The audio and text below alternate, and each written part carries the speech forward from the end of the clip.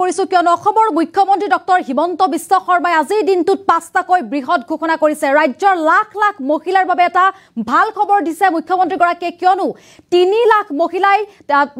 অৰুণোদয় আঁচনিৰ বাবে আবেদন কৰিব পাৰিব অৰুণোদয় আঁচনিক লৈ বৃহৎ ঘোষণা কৰিছে লগতে উদ্যমিতা আঁচনিক লৈ এতিয়া বৃহৎ ঘোষণা কৰিছে মুখ্যমন্ত্ৰী ডক্টৰ হিমন্ত বিশ্ব শৰ্মাই লগতে ৰাজ্যৰ ছাত্ৰীসকলৰ বাবে বৃহৎ ঘোষণা কৰিছে মেট্ৰিক উত্তীৰ্ণ হায়াৰ সেকেন্ডাৰী উত্তীৰ্ণ ছাত্ৰীসকলৰ একাউণ্টত ১০,০০০ ১৫,০০০ টকা জমা হ'ব বুলি কৈছে আজিৰ দিনটোত মুখ্যমন্ত্ৰী ডক্টৰ হিমন্ত বিশ্ব শৰ্মাই লগতে আজিৰ দিনটোত সুদখোৰক লৈ বৃহৎ ঘোষণা কৰিছে মুখ্যমন্ত্ৰী গৰাকীয়ে আৰু মুঠ ৫টাকৈ বৃহৎ ঘোষণা কৰিছে মুখ্যমন্ত্ৰী ডক্টৰ হিমন্ত বিশ্ব শৰ্মাই অৰুণোদয় সন্দৰ্ভত কি কৈছে সুদখোৰক লৈ কি কৈছে ছাত্ৰীসকলক লৈ কি বৃহৎ ঘোষণা কৰিছে মুখ্যমন্ত্ৰী ডক্টৰ শৰ্মাই এই মুহূৰ্তত আমি সবিশেষ তথ্য জনোৱাৰ চেষ্টা কৰিম এটা ডাঙৰ খবৰ জনাইছো এই মুহূৰ্তত আজিৰ দিনটোত ৫টাকৈ বৃহৎ ঘোষণা কৰিছে মুখ্যমন্ত্ৰী ডক্টৰ হিমন্ত বিশ্ব শৰ্মাই ৰাজ্যৰ লাখ লাখ মহিলা আৰু ছাত্ৰীসকলৰ বাবে বৃহৎ ঘোষণা মুখ্যমন্ত্ৰীৰ ৩ লাখ মহিলাই লাভ কৰিব অৰুণোদয় আঁচনিৰ ধন মুখ্যমন্ত্ৰীগৰাকীয়ে কৈছে ৰেচন কাৰ্ড থাকিলে লাভ কৰিব অৰুণোদয় আঁচনিৰ ধন আৰু ৰেচন আৰু অৰুণোদয় লাভ কৰা লোকসকলে আন এক সুবিধা লাভ কৰিব বুলি কৈছে প্ৰধানমন্ত্ৰী সুৰক্ষা যোজনাৰ অধীনত লাভ কৰিব স্বাস্থ্য বীমা দুৰ্ঘটনা মৃত্যু বেমাৰ হলে লাভ কৰিব ২ লাখ টকাৰ অনুদান আয়ুষ্মান কাৰ্ডৰ উপৰিও লাভ কৰিব অতিৰিক্ত ২ লাখ টকা স্বাস্থ্যৰ নামত মুঠ ৭ লাখ টকা প্ৰদান কৰা হ'ব চৰকাৰৰ তৰফৰ পৰা প্ৰধানমন্ত্ৰী সুৰক্ষা যোজনাৰ অধীনত লাভ কৰিব স্বাস্থ্য বীমা লগতে ৰাজ্যৰ ছাত্ৰীসকলৰ বাবেও বৃহৎ ঘোষণা মুখ্যমন্ত্ৰীৰ ১০ লাখ ছাত্ৰীয়ে লাভ কৰিব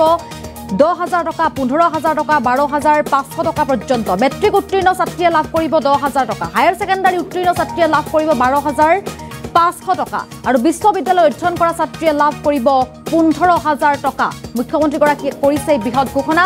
লাখপতি বাইদেউ আঁচনিক লৈ আজিৰ দিনটোত ডাঙৰ ঘোষণা কৰিছে আবেদন প্ৰক্ৰিয়াত যদি কিবা অসুবিধা হৈছে অৰ্থাৎ পত্ৰ পূৰণত যদি কিবা অসুবিধা হৈছে তেন্তে অতি শীঘ্ৰে সমাধান হ'ব শুদ্ধকৈ আপুনি পত্ৰ পূৰণ কৰিব লাগিব আৰু সখীৰ আপুনি সহায় ল'ব লাগিব বুলি মুখ্যমন্ত্ৰীগৰাকীয়ে কৈছে লগতে সুদখোৰ সন্দৰ্ভত কৈছে অসমত আৰু সুদখোৰ নাথাকে পুলিচে লৈ যাব যিমান সুদখোৰ আছে অসমত সকলো পুলিচে গ্ৰেপ্তাৰ কৰিব এতিয়ালৈকে এই পৰ্যন্ত ২০০টা সুদখোৰক পুলিচে লৈ আহিছে বুলি কৈছে আপোনাৰ অঞ্চলত যদি সুদখোৰ আছে এতিয়াই পুলিচক খবৰ দিয়ক মুখ্যমন্ত্ৰীগৰাকীয়ে কৈছে আৰু সুদখোৰক লৈ পুনৰ কঠোৰ হৈছে পুনৰ কঠোৰ নিৰ্দেশনা দিছে মুখ্যমন্ত্ৰী ডক্টৰ হিমন্ত বিশ্ব শৰ্মাই ৫টাকৈ বৃহৎ ঘোষণা আজিৰ দিনটোত ধেমাজিত উপস্থিত আছিল ধেমাজিত মাটিৰ পট্টা বিতৰণ কৰি থকা সময়তে আজিৰ দিনটোত লাখ লাখ মহিলাৰ বাবে ভাল খবৰ দিছে লাখ লাখ ছাত্ৰীৰ বাবে ভাল খবৰ দিছে লগতে সুদখোৰ সন্দৰ্ভতো মন্তব্য কৰিছে আজিৰ দিনটোত মুখ্যমন্ত্ৰী ডক্টৰ হিমন্ত বিশ্ব শৰ্মাই লাখ লাখ মহিলাক অৰুণোদয় আঁচনিৰ বাবে আবেদন কৰিব পাৰিব ৩ লাখ মহিলাই পুনৰবাৰ অৰুণোদয় আঁচনিৰ ধন লাভ কৰিব স্বাস্থ্য বীমা সন্দৰ্ভত মন্তব্য কৰিছে ৭ লাখ টকাৰ সুবিধা প্ৰদান কৰা হ'ব মহিলাসকলক দুৰ্ঘটনাত বা বেমাৰ আজাৰ হ'লে তেতিয়া লাভ কৰিব স্বাস্থ্য বীমা ৰেচন কাৰ্ড থকা প্ৰতিগৰাকী মহিলাই এই সুবিধা লাভ কৰিব বুলি কোৱা হৈছে ৰেচন আৰু অৰুণোদয় লাভ কৰা লোকে পাব এই বিশেষ সুবিধা মুখ্যমন্ত্ৰী ডক্টৰ হিমন্ত বিশ্ব শৰ্মাই কৰিছে মন্তব্য লগতে ছাত্ৰীসকলৰ বাবেও যি মন্তব্য কৰিছে মেট্ৰিক উত্তীৰ্ণসকলে পাব ১০,০০০ টকা আৰু হায়াৰ সেকেন্ডাৰী উত্তীৰ্ণসকলে পাব ১২,৫০০ টকা আৰু বিশ্ববিদ্যালয়ত যিসকলে নামভৰ্তি কৰিব তেওঁলোকে পাব ১৫,০০০ টকা পৰ্যন্ত আজিৰ দিনটোত মুখ্যমন্ত্ৰীগৰাকীয়ে কৰিছে বৃহৎ ঘোষণা নিযুত মইনা আঁচনিৰ অধীনত যি ধন লাভ কৰিব সেই সন্দৰ্ভতো আজিৰ দিনটোত মুখ্যমন্ত্ৰীগৰাকীয়ে কৈছে কেইবাটাও বৃহৎ ঘোষণা কৰিছে মুখ্যমন্ত্ৰীগৰাকীয়ে আৰু আমাৰ হাতত মন্তব্য আছে যি ঘোষণা কৰিছে সেই মন্তব্য আগবঢ়াইছো আমাৰ যিসকলে অৰুণোদয় আঁচনি পাই আছে এইবাৰ বাজেটত আমি ঘোষণা কৰিছো যে আৰু ৩ লাখ পৰিয়ালক আমি নতুনকৈ অৰুণোদয় দিম এইবাৰ আমি লাহে লাহে এটা সিদ্ধান্ত ল'ব খুজিছো যে যাৰ যাৰ ঘৰত ৰেচন কাৰ্ড আছে তেওঁলোককে যাতে আমি অৰুণোদয়টো লগত দিব পাৰো এই বিষয়ে চৰকাৰৰ ঘৰত চিন্তা চৰ্চা চলি আছে কিন্তু তাৰ লগত এইবাৰ আমি আৰু এটা সিদ্ধান্ত লৈছো যে ৰেচন কাৰ্ড বা যদি অৰুণোদয় থাকে তেওঁলোকৰ ঘৰবিলাকক প্ৰধানমন্ত্ৰীৰ ইনস্যুৰেন্স স্কিম যিটো আমাৰ সুৰক্ষা যোজনা আছে তাৰ লগতো আমি সংলগ্ন কৰি দিম যাতে এক্সিডেন্ট হলে মৃত্যু হলে বেমাৰ হলে ২ লাখ টকা পৰ্যন্ত আমি তাৰ পৰাও পাব পাৰো আমাৰ হেলথ কাৰ্ডটো আছে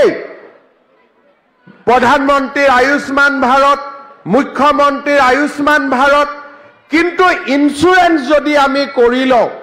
তেতিয়াহ'লে আমি আৰু 2 লাখ টকা আমি বেমাৰৰ সময়ত এক্সিডেণ্টৰ সময়ত মৃত্যুৰ সময়ত আমাৰ পৰিয়ালটোৱে পাব পাৰিব আৰু সেই কাৰণে মই আপোনালোকক অনুৰোধ কৰিম যে কিছুদিন পিছত আপোনালোকৰ তাত ইন্সুৰেন্সৰ ফৰ্ম ফিলআপ কৰাৰ কাৰণে মানুহ যাব আপোনালোকে ফৰ্ম ফিলআপ কৰি দিব প্ৰিমিয়াম আপোনালোকে দিব নালাগে প্ৰিমিয়ামটো চৰকাৰৰ ঘৰৰ পৰা দিব আপোনালোকে মাত্ৰ সহিটো কৰি দিব লাগিব হ'ব নহয় আমাৰ আইসকল আজিৰ সভাত উপস্থিত আছে আপোনালোকক যি আমি মহিলা উদ্যমিতা আঁচনিৰ ফৰ্ম দিছিলো কোনে কোনে ফৰ্ম ঘৰত লৈ গল হাত উঠাওকচোন মাত্ৰ এইখিনিয়ে মহিলাই লৈ গল কোনে কোনে লৈ গল হাত উঠাওক 10,000 টকাৰ কাগজ কোনে কোনে ঘৰত লৈ গল এতিয়াহে বুজি পাইছে আচ্ছা এতিয়া কাগজখনটো হা নহয় ঘৰত ৰাখি থলে কণী পাৰিব জানো নাপাৰিব নহয় এতিয়া আপোনালোকে কাগজখন ফৰ্মখন ফিলআপ কৰি 3 বা 4 তাৰিখে আপোনালোকে চৰকাৰক ঘূৰাই দিব লাগিব ফৰ্মখন ফিলআপ কৰিছে নে নাই যিসকলে কৰা নাই তেওঁলোকক জীৱিকা সখী বাইদেউসকলে সহায় কৰি দিব 3, 4 আৰু 5 তাৰিখৰ ভিতৰত নিদিলে পিছত আৰু ফৰ্মখন দিব নোৱাৰিব সেইকাৰণে আপোনালোকে এই ফৰ্মখন পেপাৰত দিন পাব ধেমাজিত কোন তাৰিখে পাব দিব লাগিব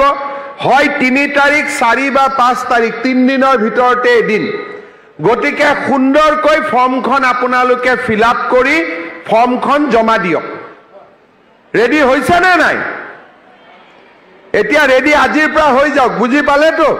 নহলে 3 তাৰিখটো পাৰ হৈ যাব পিছত ফৰ্মেও কণী নিদিব টকাও নোহোৱা হ'ব পিছত আপোনালোকে মোক ক'ব সিএমএ এনে ক'লে বুলি গতিকে আপোনালোকে ফৰ্মখন উভতাই দিয়াৰ বাবে ব্যৱস্থা গ্ৰহণ কৰিব মই আপোনালোকক এটা অনুৰোধ কৰিম যে আমাৰ যিবিলাক মেট্ৰিক পাছ কৰা ছোৱালী আছে এইবাৰ আমি এটা নতুন আঁচনি দিছো বাজেটত আঁচনিটোৰ নাম হল নিযুত মইনা নিযুত মানে 10 লাখ ঠিক আছে এতিয়া আমাৰ চৰকাৰে দুখীয়া ঘৰৰ লৰা ছোৱালী বিলাকৰ নাম ভৰ্তি বিনা পইচাত কৰি দিয়ে আৰু কলেজত নাম ভৰ্তি ফ্ৰী আছে কিন্তু নাম ভৰ্তিটোহে ফ্ৰী কিতাপ কিনিব লাগিব কলেজত অহা যোৱা কৰিব লাগিব এই কাৰণে বহুত লৰা ছোৱালী বিশেষকৈ ছোৱালীক এতিয়াও মাক বাপেকে কলেজত মেট্ৰিক পাছ কৰাৰ পিছতো নপঠায় এতিয়া মেট্ৰিক চলি আছে এইবাৰ যিসকলে মেট্ৰিক পাছ কৰি কলেজত এডমিশন ল'ব তেওঁলোকক বিনা পইচাৰ এডমিশনটো হ'বই তেওঁলোকক আমি আৰু 10,000 টকা চৰকাৰৰ পৰা দি দিম ছোৱালীবিলাকক আৰু যিবিলাকে হায়াৰ সেকেন্ডাৰী পাছ কৰি কলেজত এডমিশন ল'ব গ্ৰেজুৱেচনৰ কাৰণে তেওঁলোকক আমি 12,500 টকা দিম আৰু যিবিলাকে ইউনিভাৰ্চিটিত পঢ়িব তেওঁলোকক আমি 15,000 টকা তেওঁলোকক আমি তেওঁলোকৰ একাউণ্টত দিম ইমান সুবিধা আমি কিয় দিছো যাতে কোনো ছোৱালী কলেজত যোৱাৰ পৰা যাতে বঞ্চিত হৈ নাথাকে সেইকাৰণে মই আজি আমাৰ মিটিঙত যিমান মা আৰু দেউতা আছে তেওঁলোকক মই অনুৰোধ কৰিম এইবাৰ ধেমাজিত যিমান ছোৱালী মেট্ৰিক পাছ কৰিব প্ৰত্যেকজনী ছোৱালীয়ে যাতে কলেজত এডমিশন লয় তাৰ বাবে আপোনালোকক মই চিন্তা কৰিবৰ বাবে অনুৰোধ কৰিম হ'বনে নাই নহব কোন কোন হাত দাঙকচোন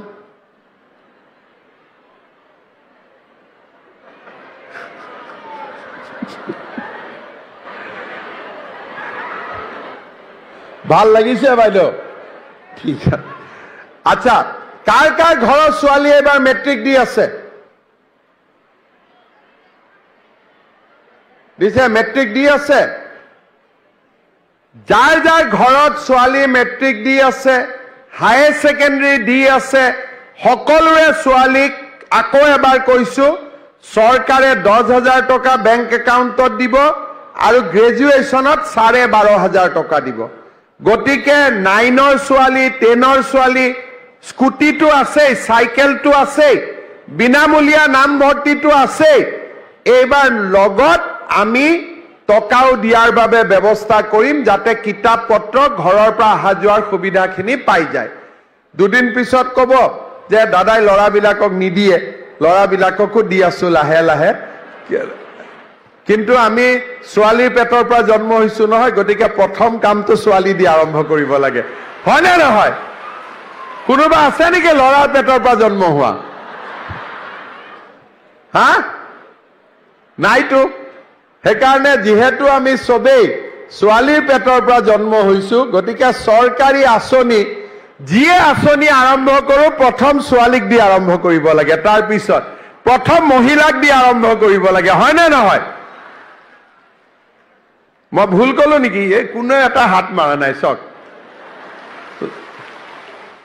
মই ভুল কৈছো নেকি?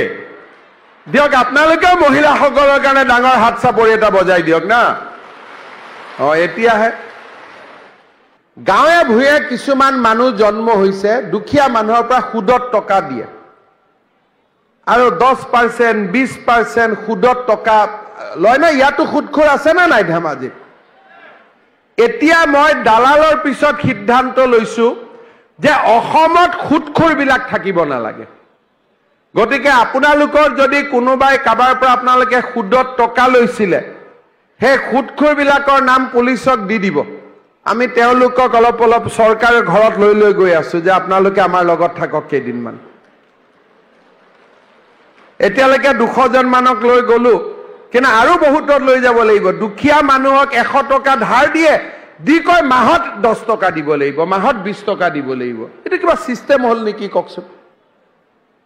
এতিয়া লাহে লাহে আমি অসমখনত সব জংগল চাফ কৰিম, একো জংগলে থাকিব নিদিওঁ। একো সন্মুখত আমি জংগল থাকিব নিদিওঁ। আমাৰ অসমখনত ভাৰতবৰ্ষৰ এখন সৰ্বশ্ৰেষ্ঠ আমি ৰাজ্য বনাব লাগিব মিলি পেলাই, সকলোৱে লগ হৈ পেলাই। আমাৰ যিসকলে অৰুণোদয় আঁচনি পাই আছে, এইবাৰ বাজেটত আমি ঘোষণা কৰিছো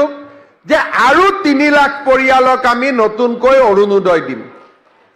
এইবাৰ আমি লাহে লাহে এটা সিদ্ধান্ত ল'ব খুজিছো যে যাৰ যাৰ ঘৰত ৰেচন কাৰ্ড আছে তেওঁলোককে যাতে আমি অৰুণোদয়টো লগত দিব পাৰো। এই বিষয়ে চৰকাৰৰ ঘৰত চিন্তা চৰ্চা চলি আছে, কিন্তু তাৰ লগত এইবাৰ আমি আৰু এটা সিদ্ধান্ত লৈছো যে ৰেচন কাৰ্ড বা যদি অৰুণোদয় থাকে, তেওঁলোকৰ ঘৰবিলাকক প্ৰধানমন্ত্ৰীৰ ইন্সুৰেন্স স্কিম, যিটো আমাৰ সুৰক্ষা যোজনা আছে, তাৰ লগতো আমি সংলগ্ন কৰি দিম, যাতে এক্সিডেণ্ট হলে, মৃত্যু হলে, বেমাৰ হলে 2 লাখ টকা পৰ্যন্ত আমি তাৰ পৰাও পাব পাৰো। আমাৰ হেল্থ কাৰ্ডটো আছেই, প্ৰধানমন্ত্ৰীৰ আয়ুষ্মান ভাৰত, মুখ্যমন্ত্ৰীৰ আয়ুষ্মান ভাৰত, কিন্তু ইন্সুৰেন্স যদি আমি কৰি লওঁ তেতিয়াহ'লে আমি আৰু 2 লাখ টকা আমি বেমাৰৰ সময়ত, এক্সিডেণ্টৰ সময়ত, মৃত্যুৰ সময়ত আমাৰ পৰিয়ালটোৱে পাব পাৰিব। আৰু সেই কাৰণে মই আপোনালোকক অনুৰোধ কৰিম যে কিছুদিন পিছত আপোনালোকৰ তাত ইন্সুৰেন্সৰ ফৰ্ম ফিল আপ কৰাৰ কাৰণে মানুহ যাব, আপোনালোকে ফৰ্ম ফিল আপ কৰি দিব। প্ৰিমিয়াম আপোনালোকে দিব নালাগে, প্ৰিমিয়ামটো চৰকাৰে চৰকাৰৰ ঘৰৰ পৰা দিব, আপোনালোকে মাত্ৰ সহিটো কৰি দিব লাগিব, হ'ব নহয়? আমাৰ আইসকল আজিৰ সভাত উপস্থিত আছে। আপোনালোকক যি আমি মহিলা উদ্যমিতা আঁচনিৰ ফৰ্ম দিছিলো, কোনে কোনে ফৰ্ম ঘৰত লৈ গ'ল হাত উঠাওকচোন। মাত্ৰ এইখিনিয়ে মহিলাই লৈ গ'ল। কোনে কোনে লৈ গ'ল হাত উঠাওক। 10,000 টকাৰ কাগজ কোনে কোনে ঘৰত লৈ গ'ল? এতিয়াহে বুজি পাইছে। আচ্ছা, এতিয়া কাগজখনটো হাঁহ নহয়, ঘৰত ৰাখি থলে কণী পাৰিব জানো? নাপাৰিব নহয়। এতিয়া আপোনালোকে কাগজখন, ফৰ্মখন ফিল আপ কৰি 3 বা 4 তাৰিখে আপোনালোকে চৰকাৰক ঘূৰাই দিব লাগিব। ফৰ্মখন ফিল আপ কৰিছে নে নাই? যিসকলে কৰা নাই তেওঁলোকক জীৱিকা সখী বাইদেউসকলে সহায় কৰি দিব 3, 4 আৰু 5 তাৰিখৰ ভিতৰত নিদিলে পিছত আৰু ফৰ্মখন দিব নোৱাৰিব সেইকাৰণে আপোনালোকে এই ফৰ্মখন পেপাৰত দিন পাব ধেমাজিত কোন তাৰিখে পাব দিব লাগিব হয় 3 তাৰিখ 4 বা 5 তাৰিখ 3 দিনৰ ভিতৰতে এদিন গতিকে সুন্দৰকৈ ফৰ্মখন আপোনালোকে ফিল আপ কৰি ফৰ্মখন জমা দিয়ক ৰেডি হৈছে নে নাই এতিয়া ৰেডি আজিৰ পৰা হৈ যাওক বুজি পালেতো নহলে 3 তাৰিখটো পাৰ হৈ যাব পিছত ফৰ্মেও কণী নিদিব টকাও নোহোৱা হ'ব পিছত আপোনালোকে মোক ক'ব CMA এনে ক'লে বুলি গতিকে আপোনালোকে ফৰ্মখন উভতাই দিয়াৰ বাবে ব্যৱস্থা গ্ৰহণ কৰিব মই আপোনালোকক এটা অনুৰোধ কৰিম যে আমাৰ যিবিলাক মেট্ৰিক